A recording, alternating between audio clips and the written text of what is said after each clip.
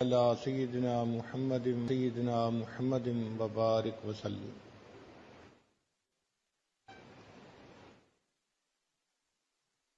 ہر انسان کی یہ چاہت ہوتی ہے کہ میری آرزوئیں اور تمنائیں پوری ہو جائیں۔ جب وہ دیکھتا ہے کہ جس بندے کے پاس مال زیادہ ہے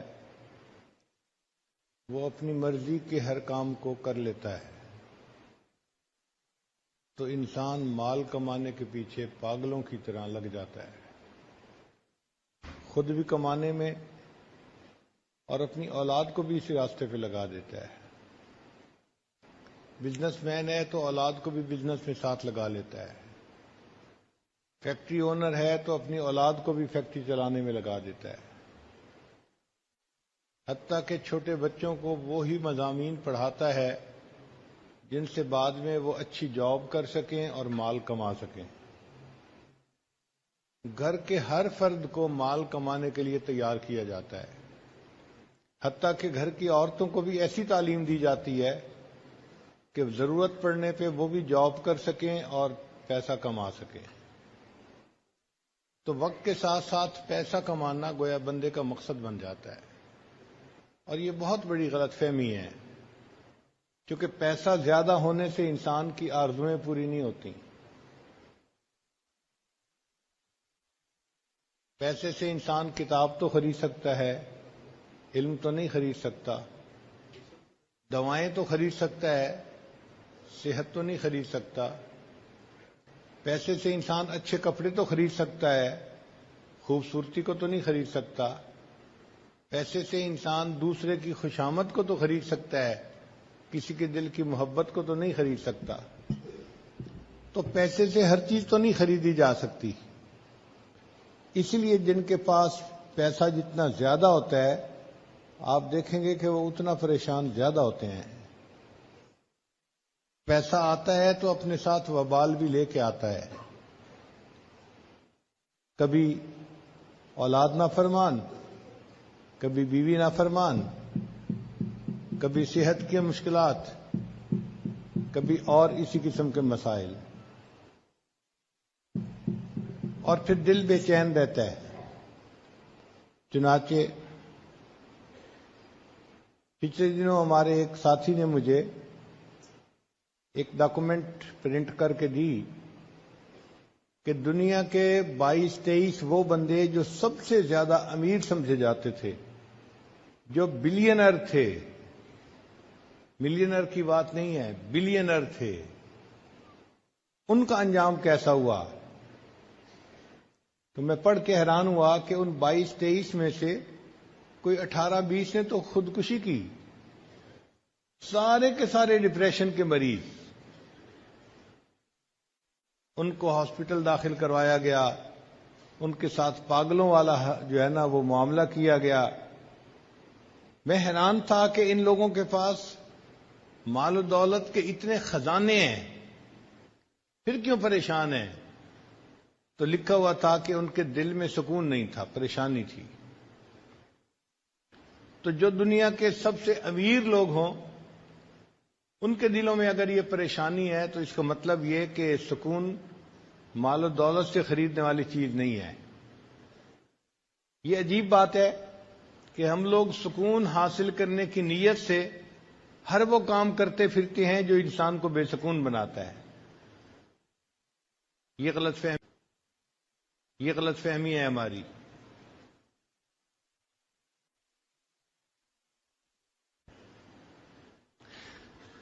سکون ملتا ہے اللہ تعالیٰ کی یاد سے اور نیکی کی زندگی گزارنے سے۔ الا بذکر اللہ تطمئن القلوب، جان لو اللہ کی یاد کے ساتھ دلوں کا اطمینان وابستہ ہے۔ آپ اگر غور کریں تو دنیا میں مختلف چیزوں سے نفع اٹھانے کے طریقے مختلف ہیں۔ پانی سے نفع اٹھانے کے طریقے اور ہیں، آگ سے نفع اٹھانے کے طریقے اور ہیں، ہوا سے نفع لینے کے طریقے اور ہیں، مٹی سے نفع لینے کے طریقے اور ہیں، جدا جدا طریقے ہیں۔ ذہن میں سوال پیدا ہوتا ہے وہ کون سا طریقہ ہے کہ جس سے کہ ہم اللہ تعالیٰ کی ذات سے فائدہ اٹھانے والے بن جائیں۔ اللہ کے خزانوں سے فائدہ لینے والے بن جائیں، وہ طریقے کون سے ہیں؟ اس کو سمجھانے کے لیے ہمارے آقا اور سردار حضرت محمد مصطفیٰ احمد مجتبی صلی اللہ علیہ وسلم دنیا میں تشریف لائے، اور انہوں نے آ کر یہ بات سمجھائی کہ لوگو، اگر تم میرے نقش قدم پر چلو گے تو اللہ کے خزانوں سے سب سے زیادہ فائدہ اٹھانے والے تم بن جاؤ گے، اور اگر اس کی خلاف ورزی کرو گے تو نقصان پانے والے بنو گے۔ فرمایا ان اللہ جعل العزت والوقار لمن تابع امری، کہ جس بندے نے میرے حکم کی فرما برداری کی اللہ نے اس کے لیے عزت اور وقار کو لکھ دیا۔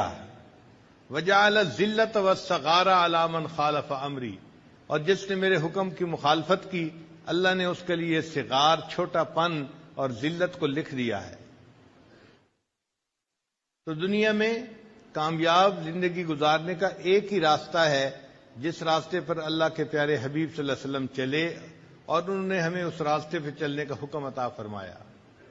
اس کے سوا کوئی دوسرا راستہ نہیں ہے۔ آج دنیا ٹھوکریں کھا رہی ہے، کوششیں میں لگی ہوئی ہے، لیکن اس کے بعد مال دولت سمیٹنے کے باوجود پھر پریشان ہے۔ آپ جس بندے سے بات کر کے دیکھ لیں آپ کو وہی بندہ پریشان نظر آئے گا، اور پریشانیاں بتانی شروع کرتے ہیں، اللہ کی شان کے پریشانیاں ختم ہی نہیں ہوتی، آپ سنتے چلے جائیں سنتے چلے جائیں۔ اتنی لمبی حکایتیں ہوتی ہیں کہ بندہ سن کے حیران ہو جاتا ہے، تنگ آ جاتا ہے۔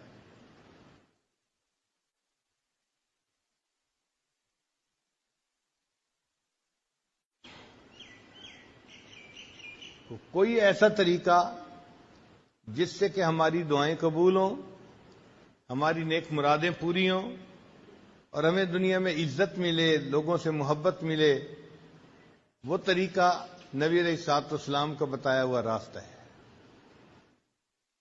وہ طریقہ نیکوکاری کی زندگی اختیار کرنے کا راستہ ہے۔ اللہ تعالیٰ ارشاد فرماتے ہیں وَلَوْ أَنَّ أَهْلَ الْقُرَىٰ آمَنُوا وَاتَّقَوْا، اگر یہ بستی دیسوں والے ایمان لاتے، تقوی کو اختیار کرتے، لَفَتَحْنَا عَلَيْهِمْ بَرَكَاتٍ مِّنَ السَّمَاءِ، ہم ان کے لیے آسمان سے برکتوں کے دروازے کھول دیتے۔ تو برکتوں کے دروازے کھل سکتے ہیں مگر ان کو ہمارے گناہوں نے روکا ہوا ہے۔ ہم لوگ ایک کمرے میں تھے، گرمی تھی، ایک بچہ بار بار بٹن بند کر دیتا تھا پنکھے کا، تو گرمی اور زیادہ ہو جاتی تھی۔ ہم حیران تھے کہ یہ کیا معاملہ ہے۔ تو مجھے اس دن خیال آیا کہ بالکل اسی طرح اللہ تعالیٰ نے تو ہمارے لیے عزت اور رزق کے دروازوں کو بنایا ہے، ہم ان گناہوں کے ذریعے سے اس کے آف بٹن کو دبا دیتے ہیں اور وہ دروازے بند ہو جاتے ہیں، اور بجائے رزق میں انسان کو سکون ملنے کے الٹا پریشانی ملتی ہے۔ اس لیے اللہ تعالیٰ فرماتے ہیں کہ جو بندہ میری یاد سے آنکھ چرائے گا فَإِنَّ لَهُ مَعِيشَةً ضَنْكَا، ہم اس کی روزی کو تنگ کر دیں گے۔ اچھا، روزی کو تنگ کرنے کا کیا معنی؟ کہ پریشان ہی ہوگا روزی کی طرف سے۔ آپ دیکھیں یہ جو بڑے بڑے کاروباری لوگ ہوتے ہیں یہ الٹا اور پریشان ہوتے ہیں۔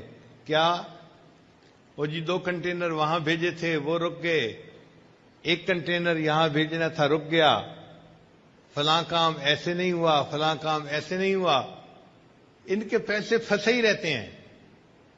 فلاں نے اتنے پیسے دینے تھے وہ دے نہیں رہا، تو پریشان ہی ہوتے ہیں پیسے کے پیچھے۔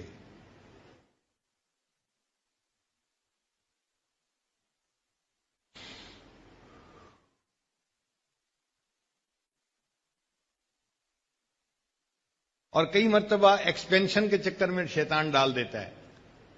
اچھی بلی فیکٹری تھی، چلا رہے تھے، مزے کی زندگی گزار رہے تھے، ذہن میں خیال آیا ہم اس کی کیپیسٹی کو بڑھا لیں۔ اب کیپیسٹی بڑھانے کے لیے کبھی تو بینک سے لون لیا، کبھی لوگوں سے لون لیے، اب وہ لون ایسا ہوتا ہے کہ اس کو واپس پے نہیں کر سکتے تو پریشان۔ تو پریشانی پریشانی، پیسہ ہے لیکن ساتھ پریشانی بھی ہے۔ پھر آپس میں بیٹھ کے باتیں کرتے ہیں جی کہ لیکوڈیٹی نہیں ہے ہمارے پاس، اس لیے پریشانی زیادہ ہو گئی ہے۔ پیسہ ہوتا ہے بینکوں میں ہوتا ہے، پیسہ ہوتا ہے کاغذوں میں ہوتا ہے، ہاتھ میں ان کے نہیں ہوتا۔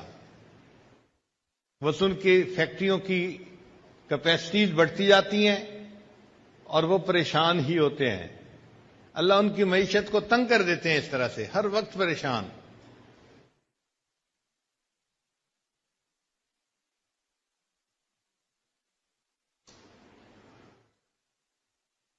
وہ طریقہ جس سے کہ انسان کو دنیا میں عزت ملے، سکون ملے، محبت ملے، وہ نیکی کا راستہ ہے۔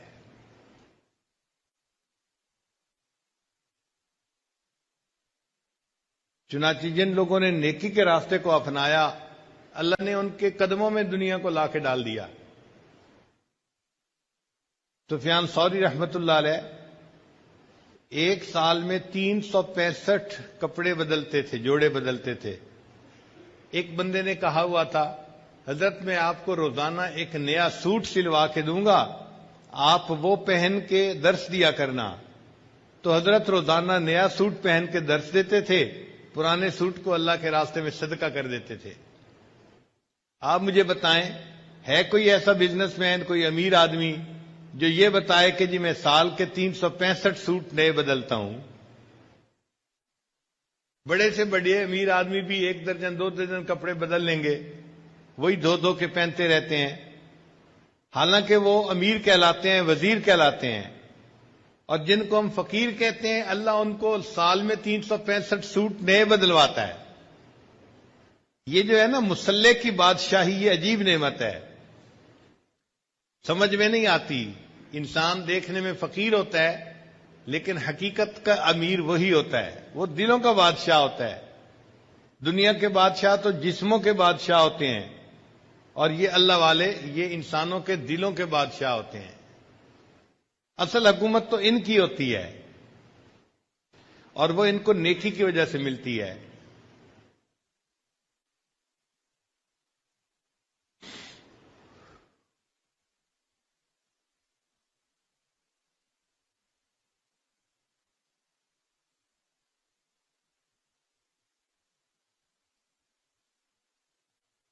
ہم اپنے گھروں میں دیکھتے ہیں، جو بچہ ماں باپ کی بات مانتا ہو، پڑھائی شوق سے کرتا ہو، ماں باپ کی عزتوں کا سبب بنتا ہو، تو ماں باپ اس سے پیار کرتے ہیں۔ وہ بچہ کبھی فرمائش کرے کہ مجھے فلاں چیز چاہیے، تو ماں باپ آدھی بات سنتے ہی اس کی بات کو پورا کر دیتے ہیں۔ اور جو بچہ ضدی ہو، بہانے باز ہو، کام چور ہو، ماں باپ کے دل دکھائے، وہ اگر کہتا بھی رہے کہ مجھے فلاں چاہیے، تو ماں باپ سنی انسنی کر دیتے ہیں۔ بالکل اسی طرح جو بندہ اللہ کی فرمانبرداری کرتا ہے، وہ دعا کے لیے ہاتھ اٹھاتے ہیں، اللہ اس کی مراد پوری فرما دیتے ہیں۔ اور جو انسان گناہوں بھری زندگی گزارتا ہے، وہ پھر ہاتھ اٹھا کے جتنا مرضی دعائیں مانگتا رہے، اللہ تعالیٰ اس کی دعاؤں کو سنا انسنا کر دیتے ہیں۔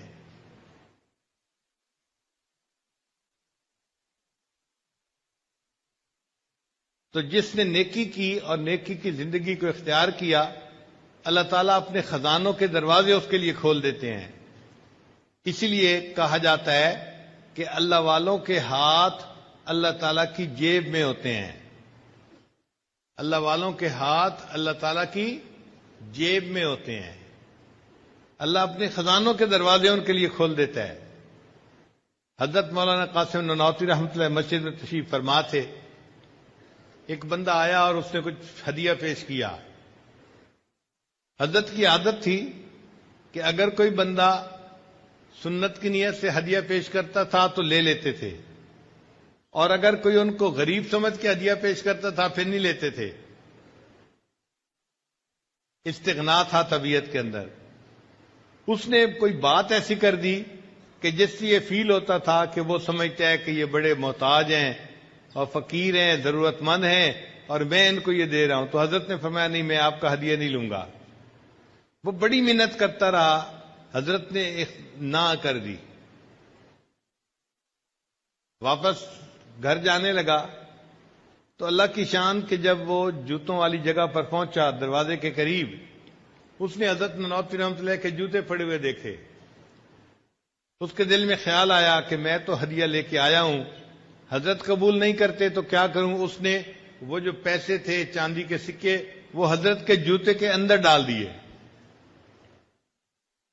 حضرت تھوڑی دیر کے بعد جب گھر تشریف لے جانے لگے تو آپ نے اپنے جوتے پہننے لگے تو پتہ چلا کہ جوتوں کے اندر تو پیسے پڑے ہوئے ہیں۔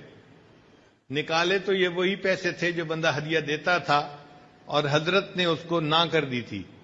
حضرت نانوتوی رحمۃ اللہ فرمانے لگے کہ دیکھو، جو دنیا کو ٹھوکر لگاتا ہے اللہ تعالیٰ دنیا اس کے قدموں میں یوں لا کے ڈال دیتے ہیں، اس کے جوتوں میں لا کے ڈال دیتے ہیں۔ اگر ہم دنیا کے پیچھے بھاگیں گے تو دنیا کبھی ہمارے ہاتھ نہیں آئے گی، لیکن اگر ہم دنیا سے رخ پھیر کے اللہ کو اپنا مقصود بنائیں گے تو یہ دنیا خود بخود ہمارے پیچھے آتی جائے گی۔ اس لیے زندگی گزارنے کا بہترین طریقہ انسان نیکی کو اختیار کرے۔ اللہ تعالیٰ اس بندے کے کاموں کو سنوارتے ہیں، اس کے کاموں میں اس کی مدد فرماتے ہیں، لوگوں کے دل میں اس بندے کی محبت عزت ڈال دیتے ہیں۔ یہ زندگی کو اچھا گزارنے کا بہترین طریقہ ہے۔ کتنی عجیب بات ہے کہ خواہشات نفسانی کو توڑنے میں خواہشات پوری ہوتی ہیں۔ ظاہر میں انسان سمجھتا ہے جی مجھے تو خواہشات کے خلاف کرنا پڑے گا۔ ہاں، ہمیں اپنی خواہشات کے خلاف کرنا پڑے گا، لیکن اللہ ہماری خواہشات کو پورا کر دیں گے۔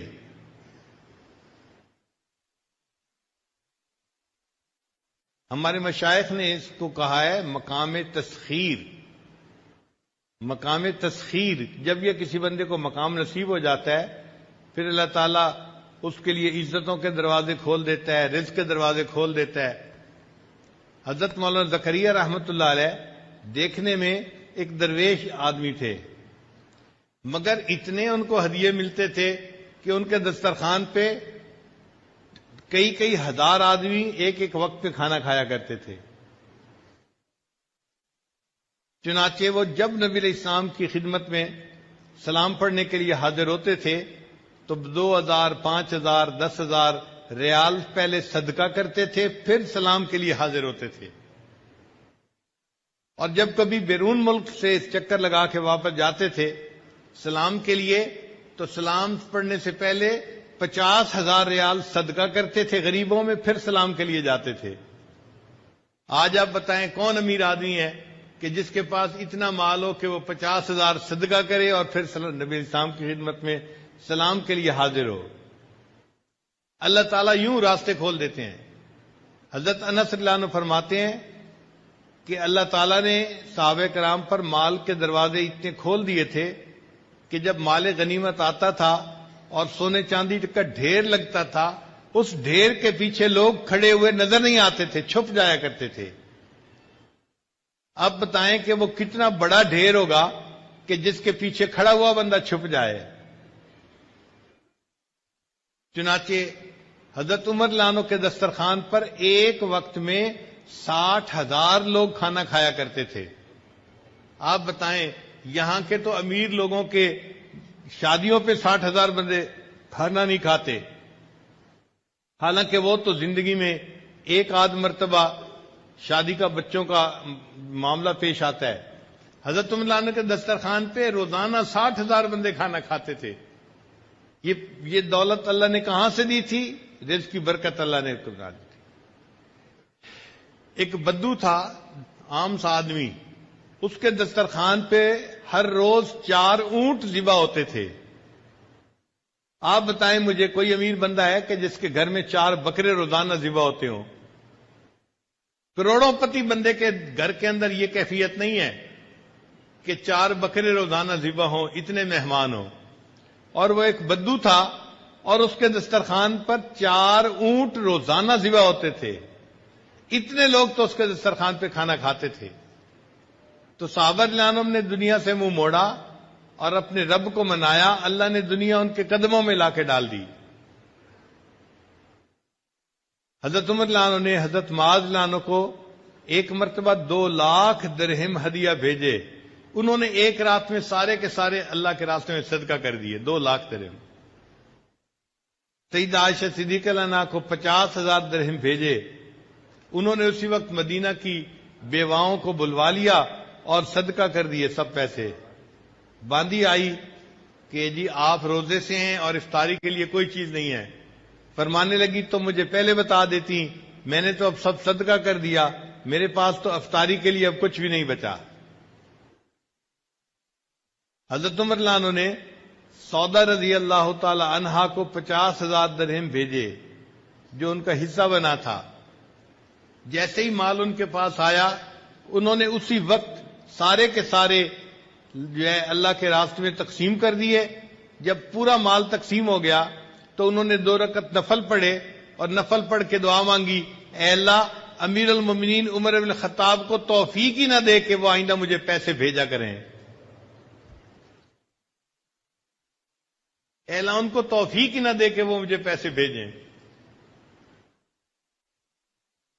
تو اس راستے پہ اللہ تعالیٰ دنیا قدموں میں لا کے ڈال دیتے ہیں۔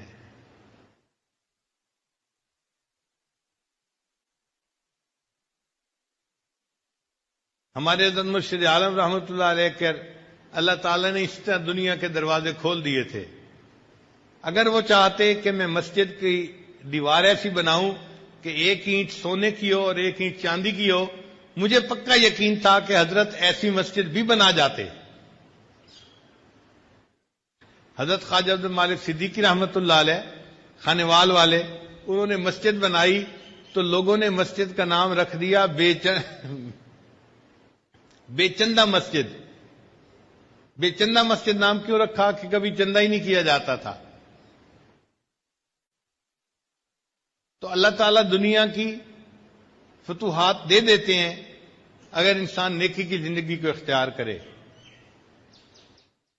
پھر لوگوں کے دلوں میں اللہ محبتیں بھی ڈال دیتے ہیں، عزتیں بھی ڈال دیتے ہیں۔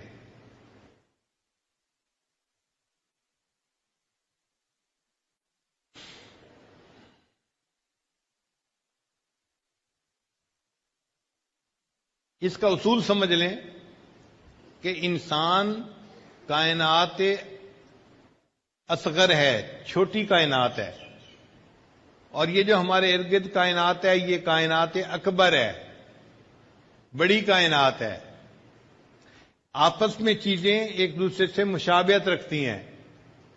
مثال کے طور پہ انسان کے جسم پر بال ہوتے ہیں، کائنات کے اندر دیکھیں تو زمین کے اوپر درخت ہوتے ہیں، انسان کے جسم میں ہڈیاں ہوتی ہیں، اور اگر کائنات میں دیکھیں تو ان میں پہاڑ ہوتے ہیں، پتھر ہوتے ہیں، سخت ہوتے ہیں۔ انسان کے جسم میں خون کی شریانیں ہوتی ہیں، اور زمین کے اندر دریا اور نہریں ہوتی ہیں۔ زمین کے اوپر چشمے ہوتے ہیں، اور انسان کی جسم میں چشم ہوتی ہے۔ وقت آنے پہ اس چشم میں سے بھی چشمے کی طرح پانی نکلتا ہے، آنسو ٹپکتے ہیں۔ زمین کے اندر نرم مٹی ہوتی ہے، انسان کے جسم کے اندر گوشت ہوتا ہے۔ تو جسم کی مشابہت ہے کائنات کے ساتھ۔ یہ عالم اصغر ہے، وہ عالم اکبر ہے۔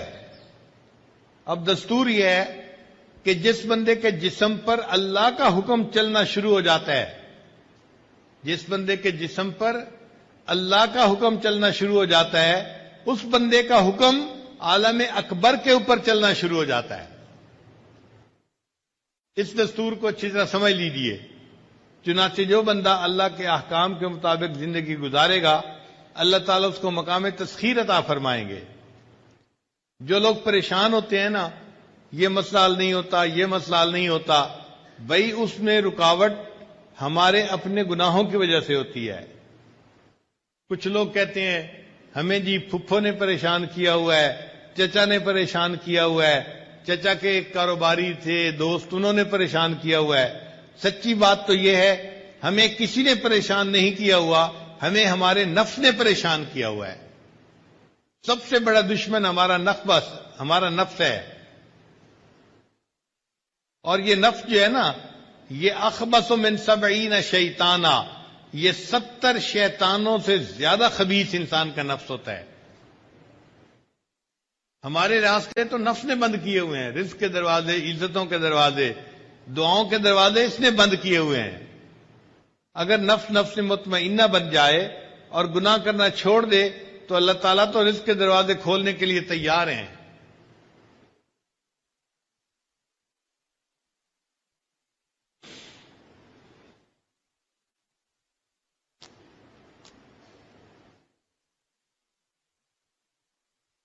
تو ہمیں محنت اس بات پہ کرنی چاہیے کہ ہمارے جسم سے گناہ سرزد نہ ہو، آنکھ سے گناہ نہ ہو، زبان سے، کان سے، دل دماغ سے، ہاتھ پاؤں سے، شرمگاہ سے، جسم کے کسی عضو سے گناہ سرزد نہ ہو. اس پر محنت کرنے کی ضرورت ہے. اور جو بندہ ایسا بن جاتا ہے کہ وہ گناہوں سے بچ جاتا ہے، وہ اللہ کی نظر میں مستجاب الدعوات بن جاتا ہے.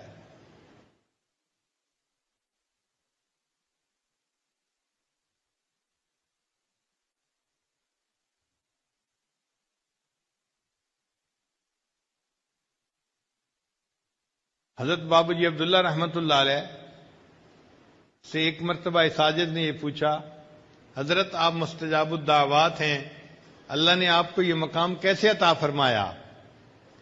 انہوں نے میری بات سن کے کہا نام لے کر کہ میں اپنے سردار کی نافرمانی نہیں کرتا.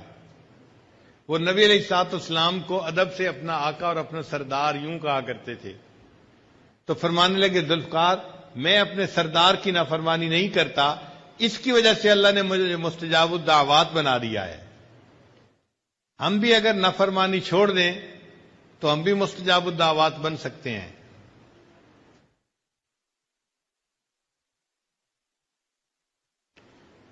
دھوکہ یہ ہے کہ انسان یہ سمجھتا ہے کہ گناہ کرنے سے کچھ نہیں ہوگا، اس لیے کہ فوری کوئی تھپڑ تو نہیں نہ لگتا کہ ادھر بد نظری کی ادھر تھپڑ پڑ گیا، تو چونکہ فوری کو چھوتا نظر نہیں آتا انسان سمجھتا ہے کچھ نہیں ہوگا.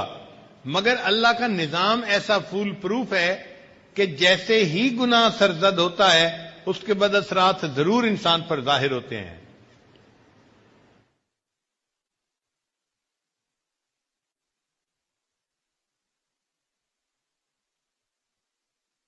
اللہ تعالیٰ تو ارشاد فرماتے ہیں کہ جس نے مثقال ذرۃ، ایک ذرہ کے برابر بھی نیکی کی تو اس کا بھی اجر ملے گا، اور ذرہ کے برابر اس نے برائی کی تو اس کا سزا بھی اس کو ملے گی. تو اللہ تعالیٰ کا نظام اتنا ایکوریٹ ہے، ایک ذرہ کے برابر بھی گناہ کریں گے تو اس کا بھی اثر ہمیں پہنچ کر رہے گا.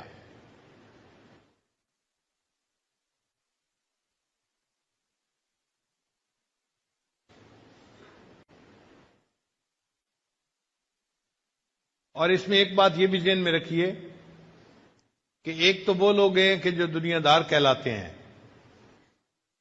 ہر وقت وہ دنیا کمانے میں لگے ہوئے ہیں، دنیا کے پیچھے لگے ہوئے ہیں، اور ان کا دین سے اتنا دلچسپی کا معاملہ نہیں ہوتا، ان کی بات نہیں کرتے.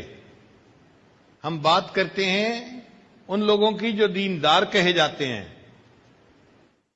جو دیندار سمجھے جاتے ہیں.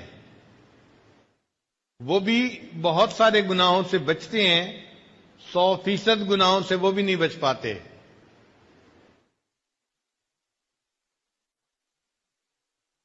کسی کو غصے کی بیماری، کسی کو شہوت کی بیماری، کسی کو حسد کی بیماری، کسی کو عجب کی بیماری، وہ بیچارے بھی بیمار ہوتے ہیں.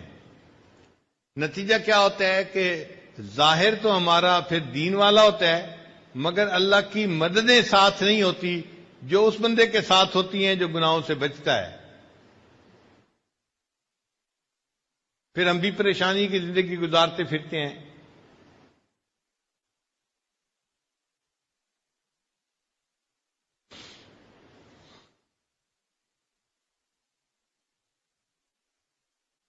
وہ طریقہ جس سے کہ اللہ تعالیٰ کا غیبی نظام انسان کے ساتھ شامل ہو جائے، انسان کی مددگار بن جائے، وہ ایک ہی طریقہ ہے کہ انسان گناہوں کو چھوڑ دے.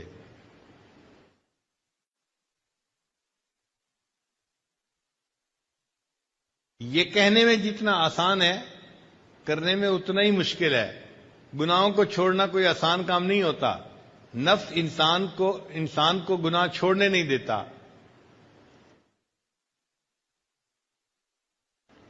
ایک نوجوان آئے، حضرت کیا کریں، بد نظری نہیں چھوٹتی. بھائی اللہ کا خوف اگر دل میں ہوگا پھر تو بد نظری چھوٹ جائے گی، اور اگر اللہ کا خوف دل میں نہیں ہوتا تو کیسے چھوٹے گی بھائی؟ پھر میں نے اسے ایک طریقہ سکھایا. میں نے کہا دیکھیں، آپ چاہتے ہیں کہ کسی غیر کی طرف دیکھیں اور اس وقت اس لڑکی کا خاوند آپ کی طرف دیکھ رہا ہے یا باپ آپ کی طرف دیکھ رہا ہے، تو کیا اس وقت آپ اس کو بری نظر سے نظر اٹھا کے لڑکی کو دیکھیں گے؟ اس نے کہا جی نہیں، اگر اس کا خاوند پاس ہے تو خاوند تو میرے ساتھ جھگڑا کرے گا، لڑائی کرے گا، اور ہو سکتا ہے کہ مجھے تکلیف پہنچائے. تو خاوند دیکھ رہا ہوگا تو میں اس کی بیوی کی طرف نہیں دیکھوں گا. میں نے اس بات پہ جب اس کو اچھی طرح پکا کر لیا، پھر اسے یہ بات سمجھائی کہ دیکھو ہمارے اکابر نے لکھا ہے کہ جب کوئی بندہ بد نظری کرتا ہے، اس کی نظر اس عورت پر بعد میں پڑتی ہے، اس سے پہلے اللہ کی نظر اس بندے پر پڑ رہی ہوتی ہے. تو بندے کی نظر غیر محرم پر بعد میں پڑتی ہے، اللہ کی نظر بندے پر پہلے پڑتی ہے. اللہ دیکھ رہے ہوتے ہیں. اچھا تم ادھر بھی دیکھ رہے ہو، ادھر بھی دیکھ رہے ہو، ادھر بھی دیکھ رہے ہو، للچائی نظروں سے اس کو بھی دیکھ رہے ہو، تو ہماری ان بدعمالیوں کا پھر وبال ہمیں بھگتنا پڑتا ہے.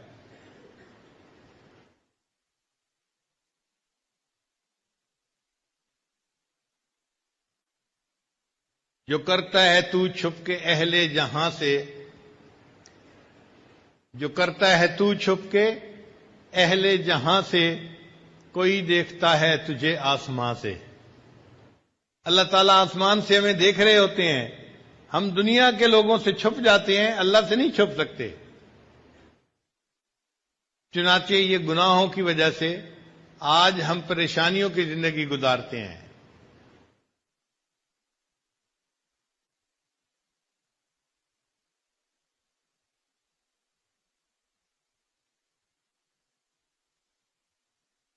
اور اگر ہم چاہیں کہ اللہ تعالیٰ ہمیں نیکی کی زندگی عطا فرمائے، ہماری دعائیں قبول فرمائے، ہمارے کاموں کو سنوار دے، ہمیں دنیا میں عزتیں دے، محبت دے، اس کا ایک ہی طریقہ ہے کہ ہم نیکی کو بھاگ بھاگ کے کریں اور گناہوں سے اپنی جان چھڑائیں.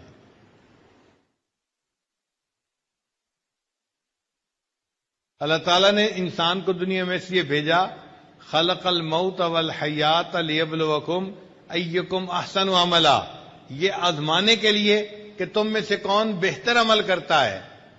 چنانچہ تفسیر روح المعانی میں لکھا ہے کہ احسن عملا، بہترین عمل کا معنی کیا ہے؟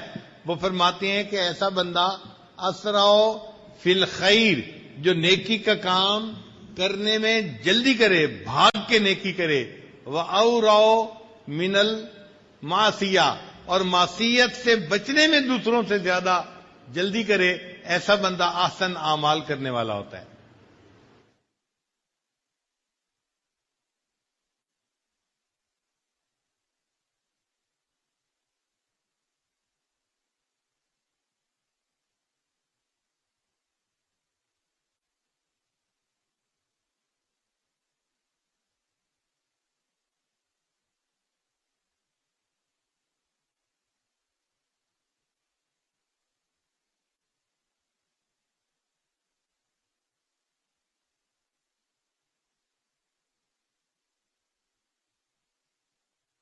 صحابہ رضی اللہ تعالیٰ عنہ اللہ تعالیٰ کی فرما برداری کرتے تھے. اس کا نتیجہ یہ نکلا کہ مخلوق ان کی فرما برداری کرتی تھی، جنگل کے جانور بھی ان کی فرما برداری کرتے تھے. ایک صحابی لانوں نے ایک مرتبہ وہ لشکر سے پیچھے رہ گئے. ان کو سمجھ نہیں لگ رہی تھی کہ لشکر گیا کہاں ہے. اب بڑی مشکل پیش آ رہی تھی، دائیں جائیں، بائیں، آگے یا پیچھے، کدھر جائیں، ان کو سمجھ نہیں لگتی تھی. اتنے میں انہیں ایک شیر نظر آیا. تو انہوں نے شیر کو اپنے پاس بلایا اور کہا کہ دیکھو تمہیں انسانوں کی مہک جلدی محسوس ہو جاتی ہے، مجھے پتہ نہیں چل رہا، تو مجھے میرے لشکر تک پہنچا کے آ۔ شیر نے اپنی دم ہلائی، چنانچہ یہ صحابی شیر کی پیٹھ کے اوپر بیٹھ گئے اور شیر ان کو جیسے گدھا اپنے سوار کو لے کے پہنچاتا ہے، شیر نے ان کو ان کے لشکر تک پہنچا دیا اور پھر واپس چلا گیا۔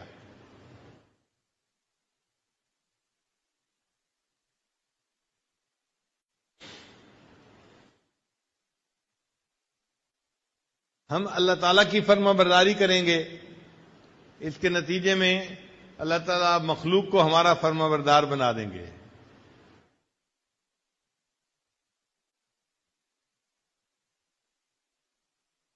اللہ تعالیٰ رزق کے خزانوں کے دروازے بندے کے لیے کھول دیتے ہیں۔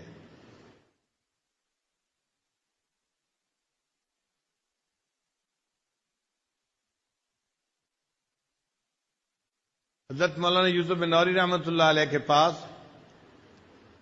بہت سارے لوگ آتے تھے اپنے زکوٰۃ کا پیسہ لے کے، تو حضرت ان کو فرماتے تھے کہ دیکھو بھائی، میرے مدرسے میں سالانہ جتنا خرچہ ہوتا ہے وہ تو پہلے ہی مجھے مل چکا، اب میں آپ کے مال کو لے کے کیا کروں گا؟ تو حضرت ان کے مال کو واپس کر دیا کرتے تھے۔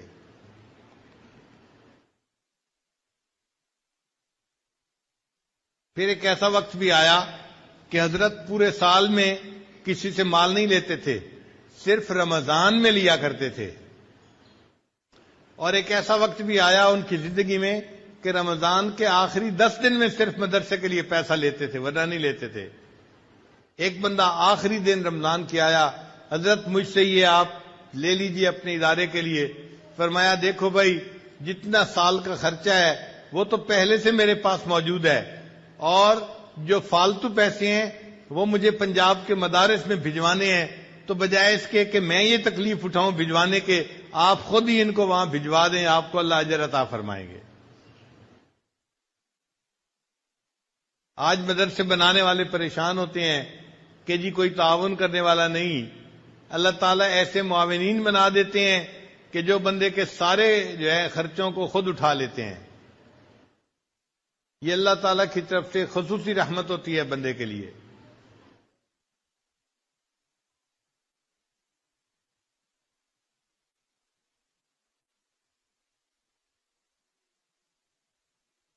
اللہ تعالیٰ قرآن مجید میں فرماتے ہیں وَلِمَنْ خَافَ مَقَامَ رَبِّهِ جَنَّتَانِ، جو اپنے رب کے سامنے کھڑا ہونے سے ڈرا اس کے لیے 2 جنتیں ہوں گی۔ تو مفسرین نے لکھا کہ اللہ تعالیٰ اس کو جنت میں 2 محل عطا فرمائیں گے۔ جیسے ایک بندے کا گھر لاہور میں ہے اور دوسرا گھر اسلام آباد میں ہے، اسی طرح اللہ تعالیٰ اس نیک بندے کے جنت میں 2 گھر بنا دیں گے۔ اور بعض مفسرین نے لکھا کہ نہیں، اس کا یہ معنی نہیں، بلکہ معنی یہ ہے وَلِمَنْ خَافَ مَقَامَ رَبِّهِ جَنَّتَانِ، جو اپنے رب کے سامنے کھڑا ہونے سے ڈرا، اللہ اس کو 2 جنتیں عطا فرمائیں گے۔ اس کا معنی یہ ہے ای جنت الدنیا و جنت الآخرہ، آخرت میں تو اللہ اس کو جنت عطا فرمائیں گے ہی صحیح، اللہ اس کی دنیا کی زندگی کو جنت کا نمونہ بنا دیں گے۔ چنانچہ اللہ والوں کے ساتھ یہی ہوتا ہے کہ اللہ تعالیٰ ان کی عمر کے آخری حصے میں ایسی منشا پوری فرماتے ہیں کہ جیسے جنت میں کسی کی منشا پوری ہوتی ہے۔ ایک مرتبہ حضرت مشیر عالم رحمۃ اللہ کے پاس میں گیا اور میں نے کہا کہ حضرت یہ جو مستجاب الدعوات ہونا ہے یہ بہت بڑا انعام ہے اللہ کی طرف سے۔ تو حضرت مجھے فرمانے لگے ایک مقام اس سے بھی اونچا ہے۔ میں نے پوچھا حضرت وہ کون سا ہے؟ فرمانے لگے کہ ایک ایسا بھی مقام آتا ہے کہ جہاں بندے کو ہاتھ اٹھانے بھی نہیں پڑتے، اللہ دل میں پیدا ہونے والی چاہت کو ہی پورا کر دیا کرتے ہیں، ہاتھ اٹھانے کی بھی تکلیف بندے کو نہیں دیتے۔ یہ وہ لوگ ہوتے ہیں کہ جن کی زندگی 100% شریعت کے مطابق بن چکی ہوتی ہے۔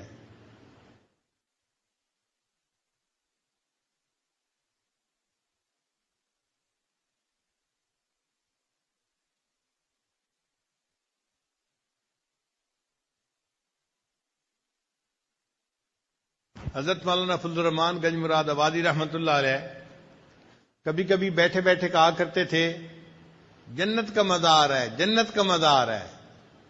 یعنی دل میں اتنا سکون ہوتا ہے کہ ان کو اس دنیا میں بیٹھے ہوئے جنت کے مزے آ رہے ہوتے ہیں. اگر اس کا نظارہ دیکھنا ہو تو آپ ایک ہفتہ کسی دنیا دار کے ساتھ بھی رہ کے دیکھ لیں تو آپ اس کی زندگی میں پریشانیاں ہی پریشانیاں دیکھیں گے، اور ایک ہفتہ کسی اللہ والے کے پاس رہ کے دیکھ لیں آپ اس کی زندگی میں جنت کا منظر دیکھیں گے کہ ان کے دل میں ایک کوئی چیز کی خواہش ہوتی ہے، اللہ پورا کر دیتے ہیں. اس طرح سے راستے کھول دیتے ہیں، عزتیں دیتے ہیں، محبتیں دیتے ہیں، تو ان کی دنیا کی زندگی جنت کا نمونہ بن جاتی ہے.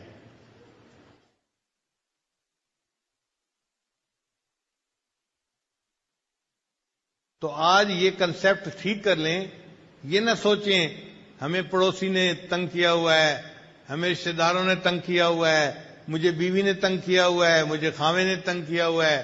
بھائی کسی نے کسی کو تنگ نہیں کیا ہوا، ہمیں ہمارے نفس نے تنگ کیا ہوا ہے.